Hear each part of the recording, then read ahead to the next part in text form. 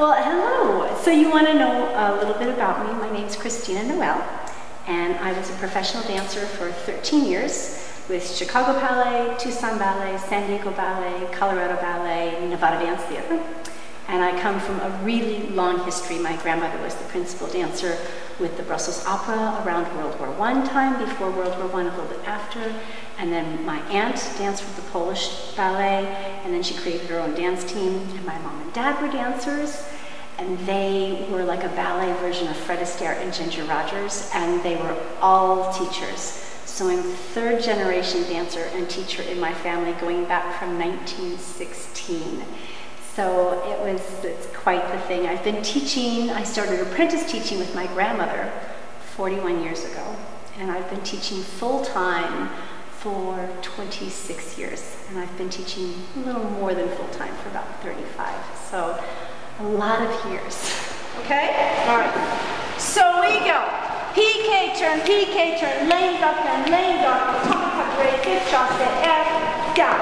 Attitude, land air, the chasse, PK attitude, coupe trumpet, pas de bourrée, and no loss, and no loss. My grandmother, obviously my father and my aunt were all my teachers. And then when they retired, they sent me to Ellis du Ballet. Christine Ellis and Richard du Ballet were with the Sadler Wells Ballet. Oh my God, they were so beautiful. And they danced in the company when Myra Scherer from the Red Shoes and Margot Fontaine were with the company. And Mr. Ellis partnered with Margot Fontaine. So they were good friends with Margot Fontaine, Frederick Ashton, Robert Joffrey came to our studio and taught us.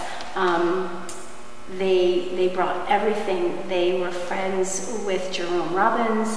They had just these amazing connections, and they were amazing teachers. They gave me the foundation of all of the etiquette and the pure royal ballet technique, but they also brought great Cicchetti training, and Mrs. Ellis was trained, Mr. and Mrs. Ellis were trained by a lady who was trained by Vaganova herself. No, that's what you're doing. You're going, Rise, oh, claustrophobic, Rise, claustrophobic, Rise, oh my God, it's so much up from here. So from here, now you gotta do something with this foot. So your knee is dropping to the inside. So you have no power to push. You're potentially trashing out the inside of your knee, and you're getting up in the air and split only because you're kamikaze and your legs are whack. You're not really getting any true elevation. Your legs are going up, your pelvis is going down. You want true elevation. You want to be like Sam, practically in the sand. So, go back. There was a master class from Finest Young. And I was 24, I was in my prime, and it was heaven. Everything made so much sense, the laws of opposition, and he studied the videos of the great dancers. And so now I do that too. And he watched how the great dancers did it, and he figured out ways to teach what the greats do and why they do well, and then turn around and teach it in class. And so I brought a lot of his techniques. So I mix the royal ballet training with the discipline, with the beautiful logic and physics and passion that comes from the Finest Young training.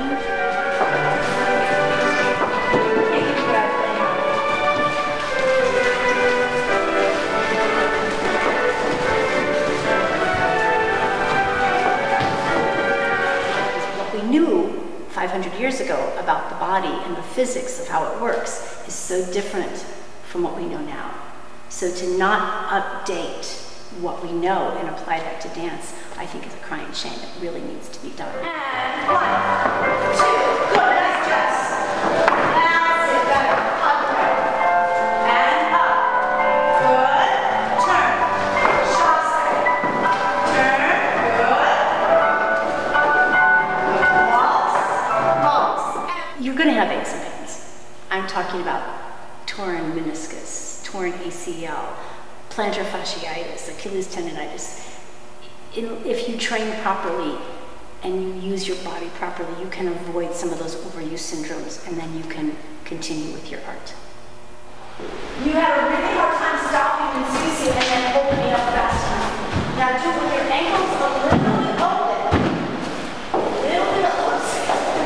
Okay. A little bit open. Yeah. Now, why do you think she's having a hard time stopping? Do it again.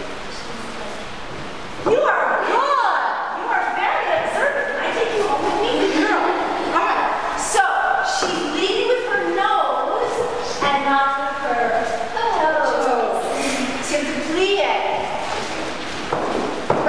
Right. You see this? Yeah? Look. There's a reason we're stopping in croisé. Because now your head towards your back foot, it helps you stop. See? Do it again. The foundation of the classical ballet is amazing. And then you have to layer on top of it all the wonderful new science and all the wonderful new techniques and things that really make a dancer live longer and dance more productive and dance with less pain and less injuries. Dance doesn't have to be painful. Good ballet is easy, bad ballet is hard. I really believe that you have to build the next generation of dancers to be good citizens. That dance isn't just about dance. Ballet isn't just ballet. It is a life lesson. So if you learn to work focused and you learn to do the best you can each day, perfection, when you're sprouting angel wings, you're perfect. Until then, you're a work in progress. So long as you're a work in progress and you keep working to be your best, then that's something you can take to all your jobs. You can take to your interviews. You can take to everything you do in life.